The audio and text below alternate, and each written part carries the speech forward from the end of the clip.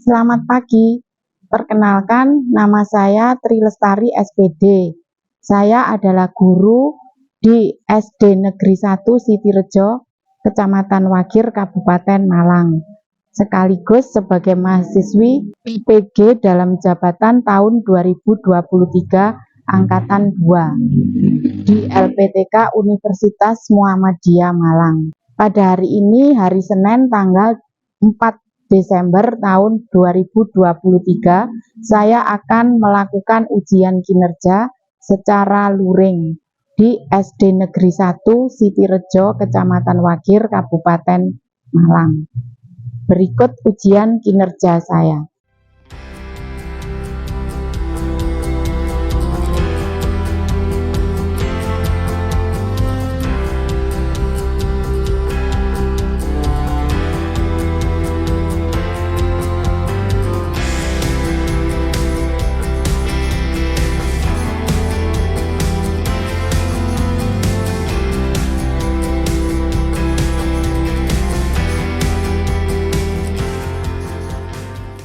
Selamat pagi anak-anak. Pagi, Bu. Bagaimana kabarnya hari ini? Hari ini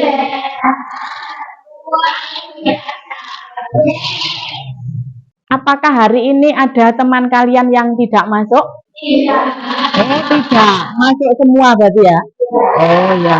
Jadi kalau masuk semua, semuanya sehat, tidak ada yang sakit, bisa mengikuti pelajaran pada pagi hari ini dalam keadaan sehat.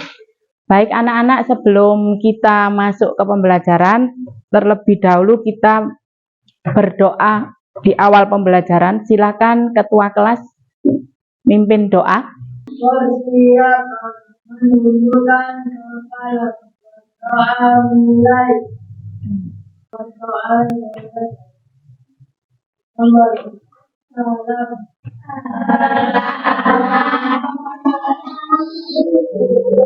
Selamat pagi dan assalamualaikum warahmatullahi wabarakatuh.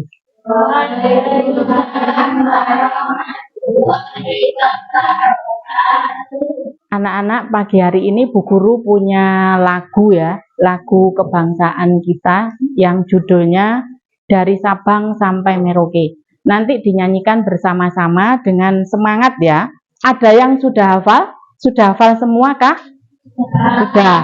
Apa ada yang belum hafal? Oh ada. Nanti kalau belum hafal bisa lihat di teksnya ya. Ini videonya.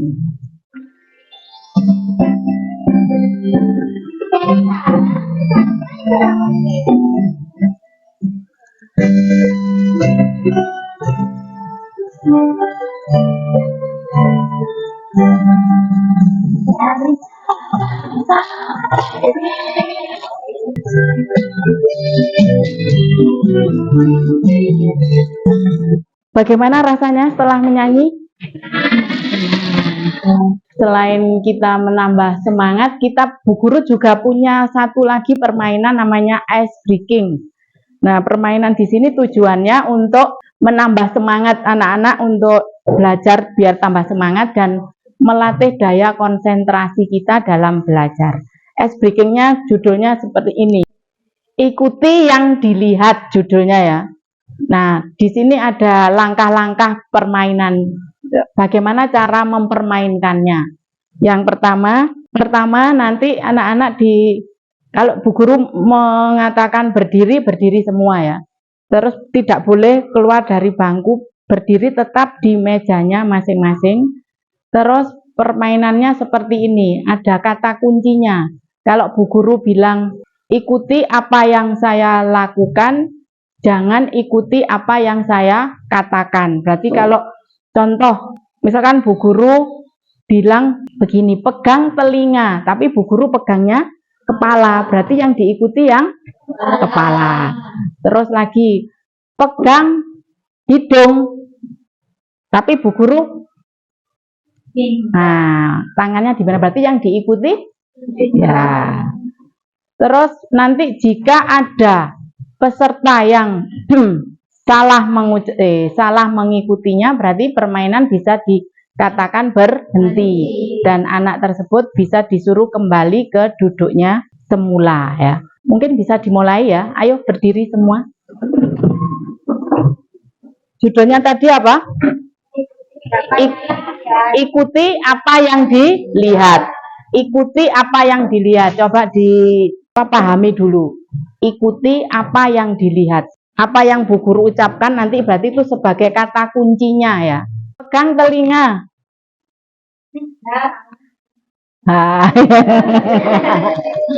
Aisan salah berarti. Ya udah. Masih mau diteruskan lagi? Oh, lanjutkan lagi ya.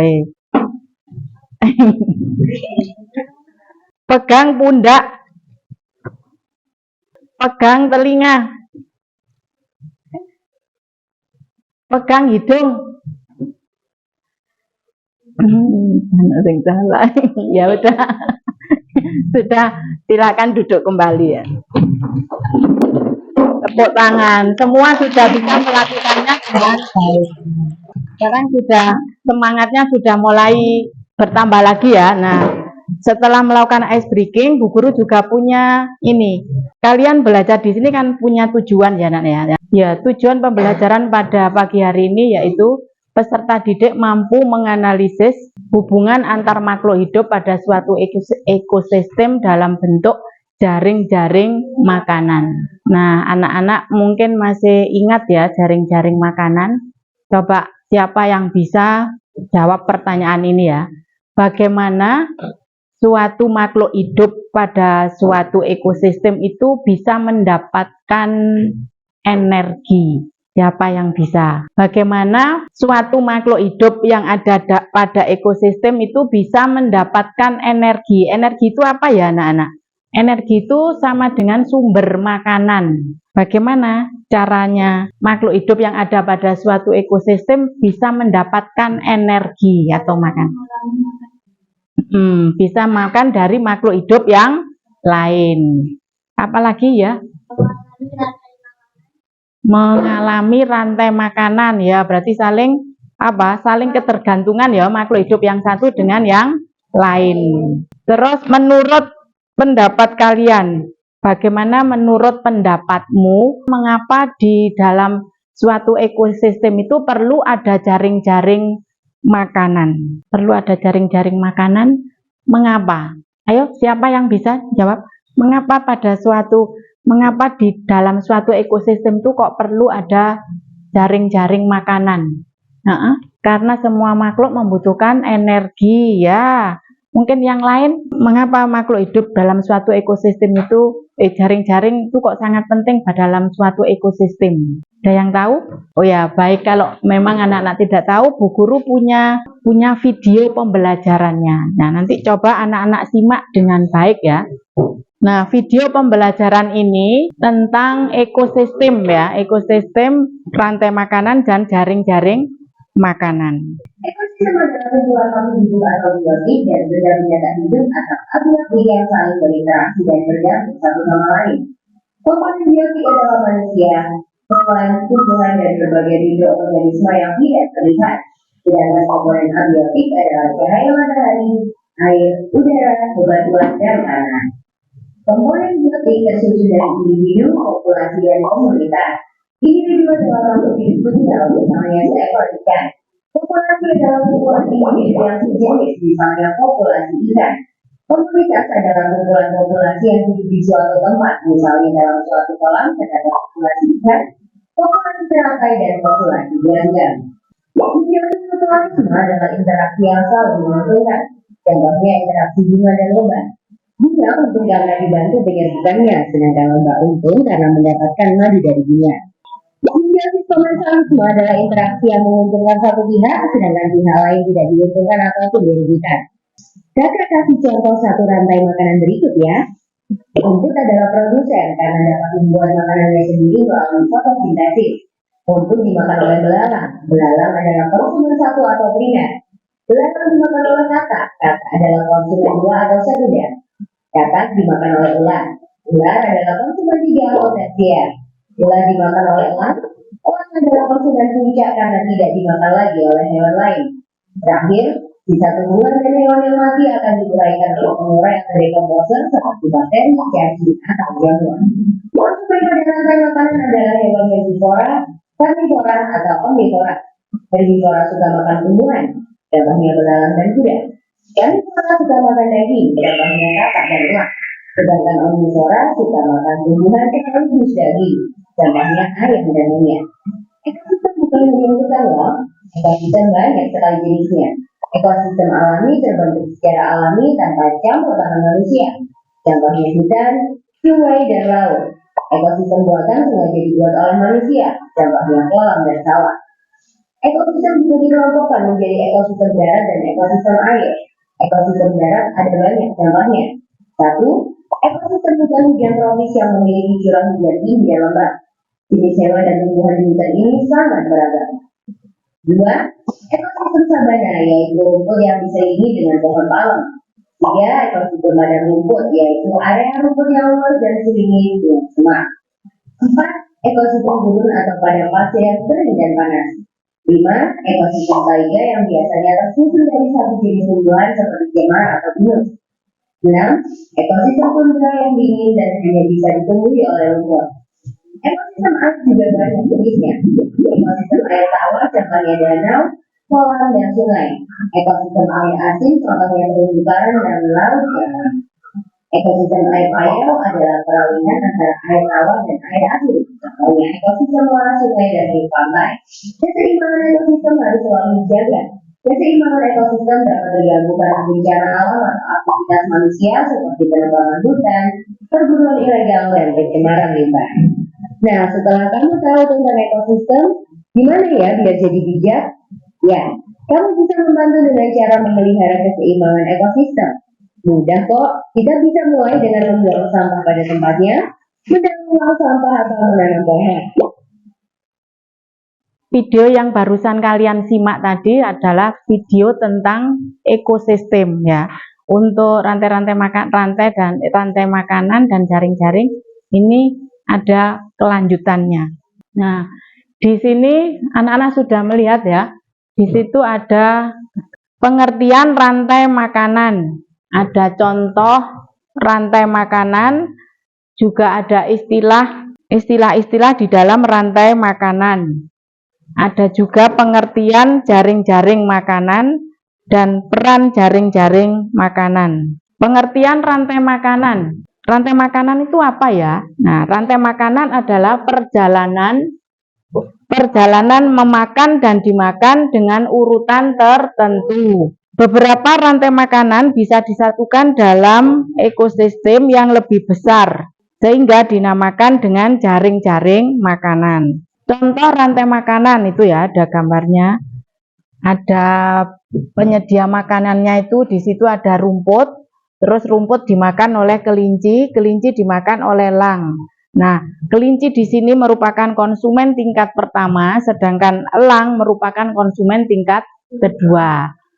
Kalau konsumen kedua nanti itu sudah termasuk puncak dari konsumen. Kalau konsumen tingkat 2 itu sudah dikatakan puncaknya, berarti itu nanti sudah tidak ada yang itu nanti kalau sudah mati berarti diurai oleh bakteri pengurai atau yang disebut dengan dekomposer. Setelah mati bangkainya nanti diurai oleh dekomposer menjadi bakteri, berupa bakteri dan cacing itu ya. Sekarang contoh rantai makanan pada ekosistem sawah. Mungkin anak-anak sudah pernah ke sawah ya, semua pasti pernah ke sawah. Di sawah itu ada apa saja? Ada padi, ada belalang, katak, ular, ulat, tikus, burung ya mungkin, dan elang dan capung dan sebagainya. Ini adalah contoh rantai makanan yang tinggal di ekosistem sawah. Pada contoh makanan yang ada di ekosistem sawah tadi sudah kalian sebutkan ya. Yang termasuk konsumen tingkat 3 di sini ada apa tidak di situ? Konsumen tingkat 3-nya siapa? Ular ya. Setelah ular mati terus diurai oleh bakteri pengurai atau dekomposer. Demikian dan seterusnya. Jadi hidup ekosistem di sawah itu makhluk hidup yang satu dengan yang lain saling berkesinambungan, saling makan dan dimakan untuk mendapatkan energi. Nah, tujuannya untuk mendapat energi itu untuk apa? Untuk melakukan aktivitas bertumbuh kembang dan sebagainya. Kalau ada salah satu makhluk hidup yang tinggal di sawah itu tidak bisa mendapat salah satu itu mati ya, berarti di ekosistem sawah itu kehidupannya bagaimana? Seandainya ada satu yang hilang atau mati, contohnya di situ yang mati apa itu? Setelah belalang itu apa anak-anak? Katak. Nah, seandainya di situ kataknya biasanya itu jumlahnya lengkap ini berkurang karena mati atau hal yang lain tidak tahu, terus apa yang terjadi? Apakah ekosistem di sawah itu akan tetap berjalan dengan tidak? Apa yang akan terjadi? Ya, ular akan apa? Ya, kemana? Ke desa. Untuk apa?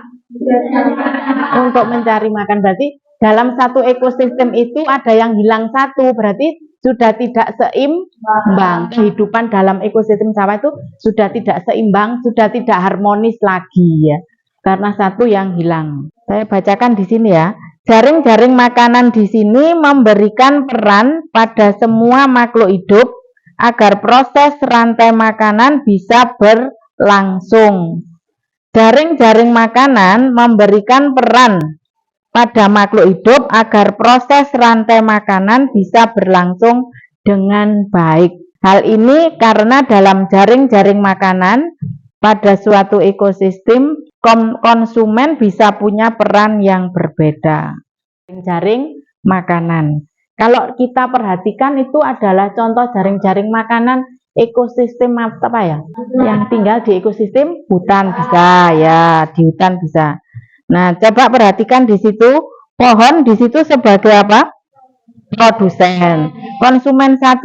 Konsumen satunya ya, ada tikus, ada apa lagi? Tikus, belalang, terus rusa. Terus ular di situ sebagai konsumen tingkat berapa tuh? 2. Terus sebagai konsumen puncaknya yang mana? Elang ya. Sekian, terima kasih, selamat belajar. Ini tadi adalah video pembelajaran kita mulai dari ekosistem, rantai makanan sampai jaring-jaring makanan.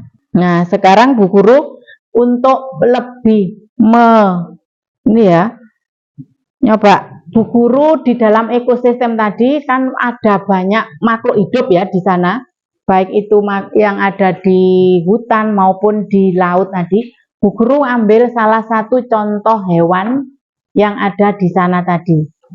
Contohnya Bu Guru ngambil apa ya? Ular. Nah, nyoba kalau Bu Guru ngambil ular, contohnya ambil salah satu makhluk hidup yang namanya ular. Ular di sini bagaimana cara mendapatkan energi? Bisa memakan makhluk hidup yang lain, contohnya apa? Ya, bisa katak, terus tikus, kelinci, rusa, ayam, dan lain-lain. Terus seberapa penting ya peran ekosistem dalam kehidupan makhluk hidup? Seberapa pentingnya peran peran makhluk hidup dalam sebuah ekosistem? Sangat penting. Ya. Nah, sekarang ini sudah selesai. Bu Guru masuk ke untuk lebih tahu lebih luas lagi. Bu Guru punya artikel ya. Artikel dalam bentuk PPT. Nah, ini untuk menambah wawasan anak-anak, Bu Guru punya sebuah artikel dengan judul Menghitung Hari Harimau Sumatera. Coba dengarkan ya, Bu Guru yang membacakan. Berita kematian harimau Sumatera seperti menghitung hari menuju kepunahan, menyusul kerabat mereka di Jawa dan Bali. Maksudnya kerabat mereka kerabatnya harimau ya. Terus penyelamatan habitat mendesak. Berita tersebut melaporkan 2 kematian terkini harimau Sumatera yaitu seekor harimau betina liar di Aceh dan seekor harimau jantan hasil penangkaran di Jambi. Cerita kematian harimau seperti ini hampir menjadi berita rutin. Penyebab kematian terbanyak adalah perburuan.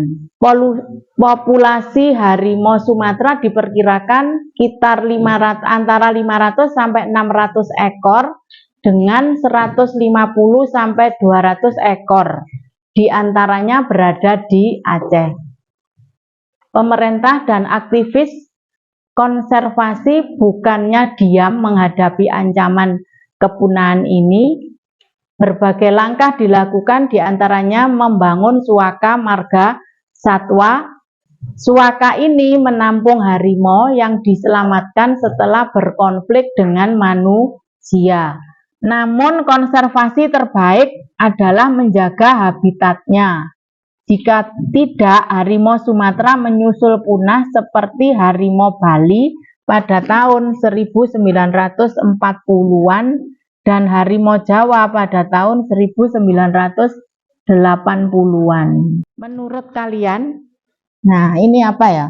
Kira-kira apa yang bisa dilakukan pemerintah atau pihak terkait tentang apa ini? Hewan harimau agar keberadaannya tetap ada. Ya, dengan cara menjaga dengan apa tadi? Membangun suaka marga satwa. Bagus. Ini berdasarkan permasalahan tersebut, menurut kalian apa yang sebaiknya yang perlu dilakukan oleh pihak terkait untuk menjaga harimau Sumatera dan habitatnya itu tetap asli pada habitatnya? Apa yang seharusnya dilakukan oleh pihak terkait?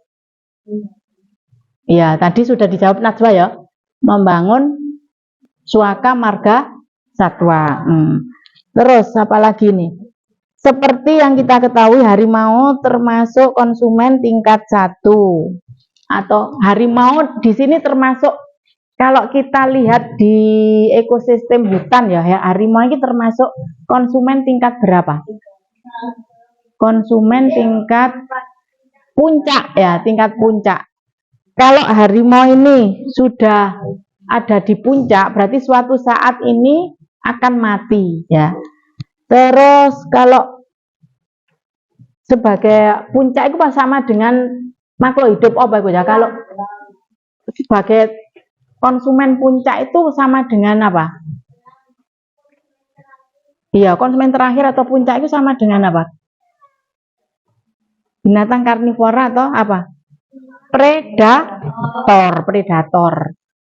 itu apa ya? Predator hewan, hewan buas apa meneh? Bukan hewan, ya pemakan daging. Agresif.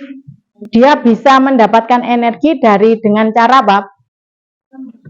Memburu hewan yang lain, diburu sampai dapat ya.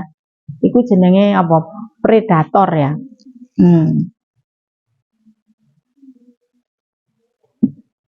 Terus apabila harimau Sumatera itu terus mengalami penurunan jumlahnya, apa yang akan kita lakukan sebagai kita sebagai anak Indonesia yang peduli tentang habitat atau jumlah populasi harimau di Indonesia yang sekarang keadaannya semakin memprihatinkan? Apa yang akan kalian lakukan sebagai generasi penerus ya apa? Melindungi hewan melindungi hewan yang akan punah, terutama hewan itu tadi ya, harimau ya, apalagi mencegah perburuan liar atau ilegal ya, melestarikan dengan cara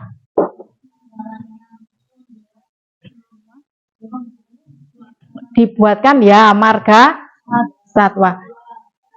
Ya, apa? Tidak mencemari habitatnya, ya. Bagus. Ada yang lain? Dah. Ya, terus